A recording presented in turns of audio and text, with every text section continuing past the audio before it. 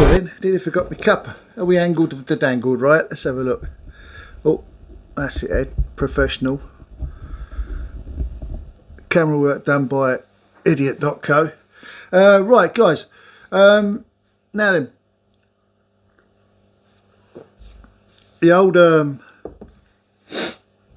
road gluers. They're in prison. Glad about that. But I'm going to talk about something else this week. I'm going to talk about our friends from other countries that want to come here and stay. Now, it really was tragic news. I mean, 27 or 30, a child was amongst those, as well as a woman. I think that what they do is they put a child and a woman on every boat. It's the sympathy factor. I really do. But that's bad news. But everybody could see it coming. Everybody could see it coming. It wasn't a surprise to us. It wasn't a surprise to anyone. So anyway, I mean, condolences to their families wherever they are. But moving on. Let's move on. Got me a cup of tea.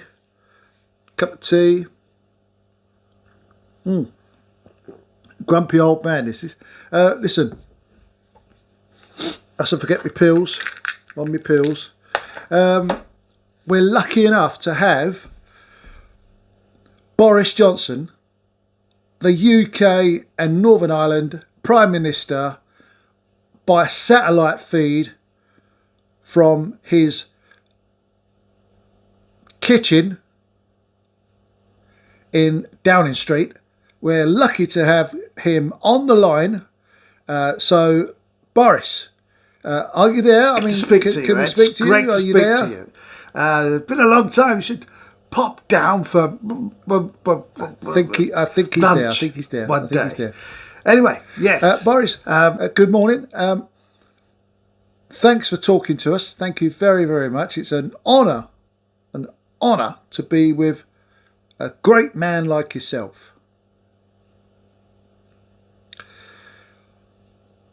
What's your view on the boat crisis?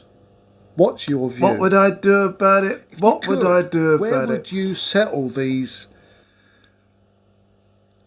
illegal immigrants? Where would you put them while their asylum process or immigration process is going ahead and going through? Where would you put them? Where would you house them?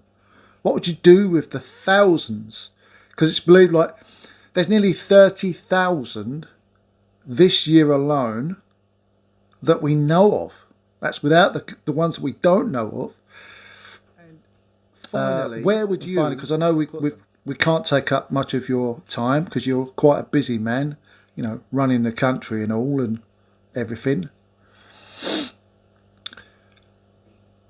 Can you deport the criminals amongst, because we know that there are several, thousands, there's going to be thousands of the people that have come out. There's going to be thousands. Can you deport them? Will you deport them? Lunch one day. More. Anyway, yes. A pleasure to speak to you. Of course, I very rarely speak to the newspapers or the TV because, well, they don't like me, do they? Sad news about the boats. Very sad news.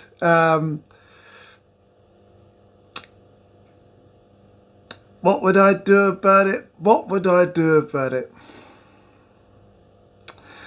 I think I'd put them all on a ship.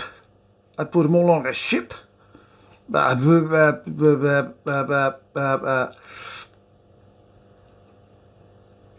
Or an island. Put them all on a Scottish island. A cranky woman. By the way, I love her double act with that fellow. He's brilliant, isn't he? Isn't he brilliant, isn't he? But yes, on an island into Scotland, Anthrax Island. I hear that's empty. or another one, you know. That's my opinion on this. The ones that are already here, I think. Well, well, well, blah, blah, blah. Well, I think the ones that are already here, well, that's a different story altogether, isn't it? Also, if I wave my head about enough, maybe my hair will go flat. The ones already here, if they couldn't prove where they come from, they have to go. They have to go back to France. It's the only option. Only option. Would I deport the criminals? Would I deport the ones that haven't got a not TV license, driving license? No, not driving license. Dog license? No, not dog license. No, passport. That's it, passport. Yes. Would I deport the ones without passport? Yes. Yes. Let my friend, our good friend, Mr. Macron, let the French guys handle it. Well, listen, Ed, it's been great. Love to speak to you. Love to the family, and I'll speak to you soon. Yes. Well, thanks. We're going to leave it there, boys. Thanks very much for talking to us. I mean, very appreciated. Thank you very, very much. Like I said, I know you're a busy man, so I'm going to let you go. And yeah, me and the fam will pop round for lunch one day if that's all right. As long as you ain't seen, you know, Liz and Chaz and Camilla. As long as they ain't round at the same time, because you know that Camilla's like, she goes on and on, don't she, about cakes and stuff. I don't know. He goes on about bloody gardening. I ain't even got a garden. What do I want to listen to him for? Anyway, thanks, Boris. Speak to you soon.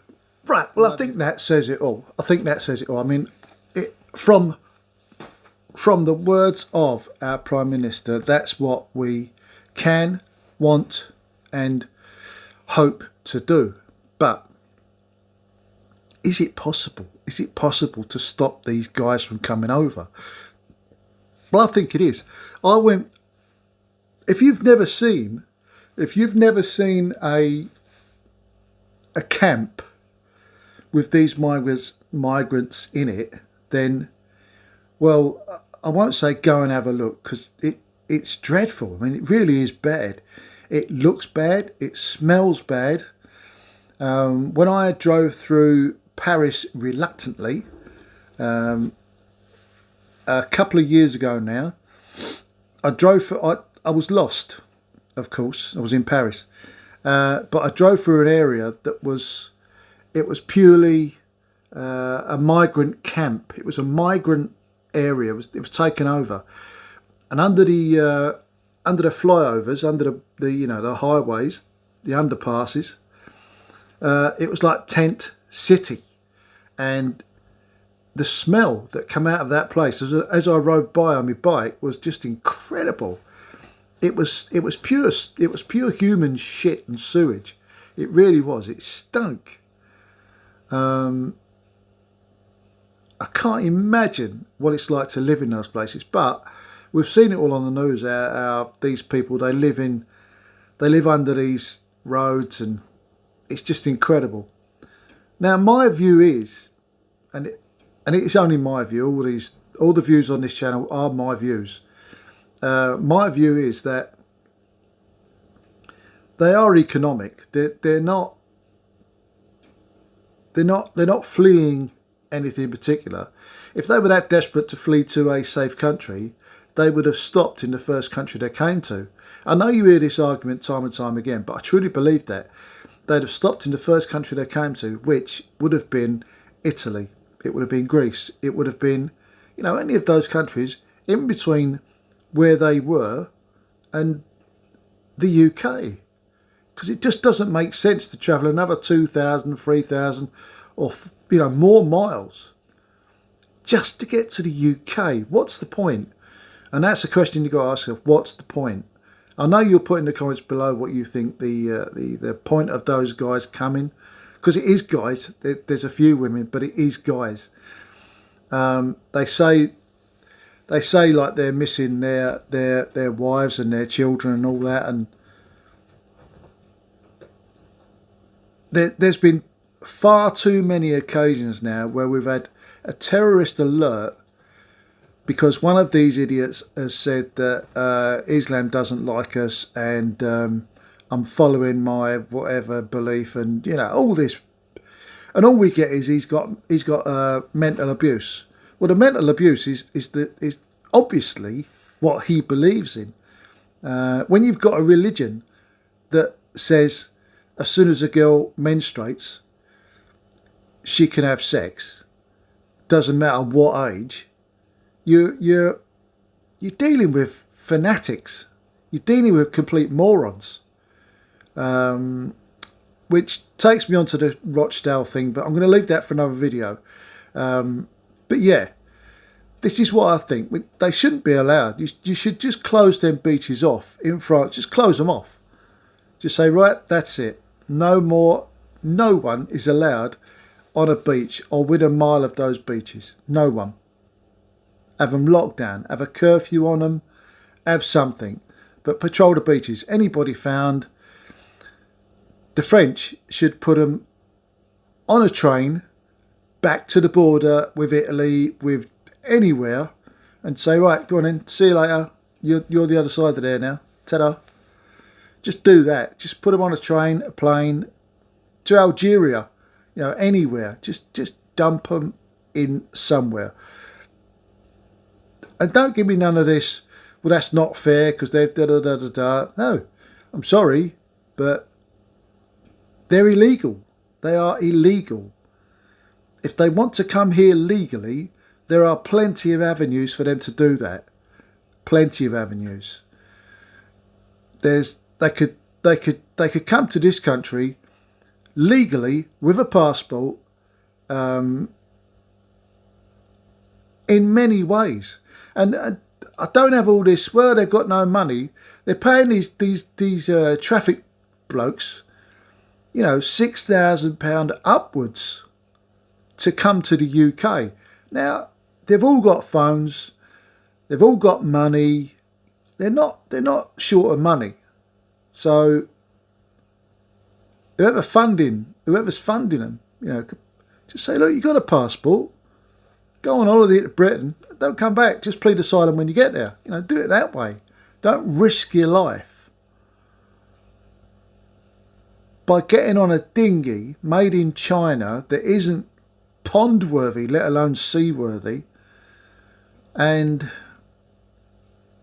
taking the chance that sadly those lost their lives yesterday. And it is sadly it's a needless, senseless waste of life. It really is, and I